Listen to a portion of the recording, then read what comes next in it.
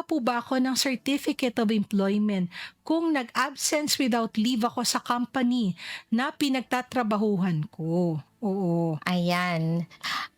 Puwede Meron naman. siyang karapatan Oo. talaga regardless kahit pa Hmm, nag-absent, nag-awol. nag-awol siya Mhm. kasi, the fact Magkaiba. remains na talagang naging empleyado siya Mhm. nung ano, naging empleyado siya nung company na yon, 'di ba, Mhm. Attorney Ann? Kumbaga Oo. eto Attorney G ang sinasabi natin legally speaking ha, pero Mm, medyo practically speaking baka mm. mahirapan po.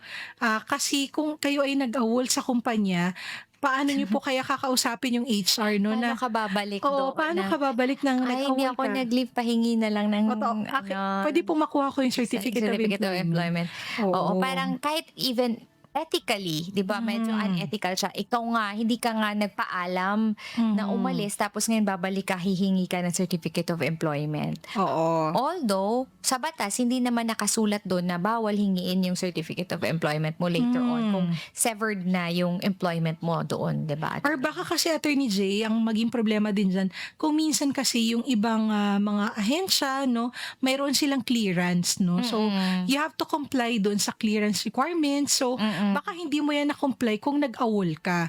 So, baka mm. may mga karagdagan ka lang steps na kailangan gawin bago mo po makuha yung Certificate of Employment mo. Oo, tie loose ends, 'di ba? Yes. Mhm.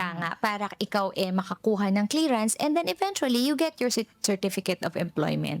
Siguro Mhm. humingi na rin ng kapatawaran sa iyong Mm. pag-aawol, 'di ba? Ipaliwanag mo Paliwanag naman, mo na lang bakit oo. ka biglang nawala ng walang paalam. Parang parang ghosting, Oo, nag-ghost si bakit employer. oo, 'di ba?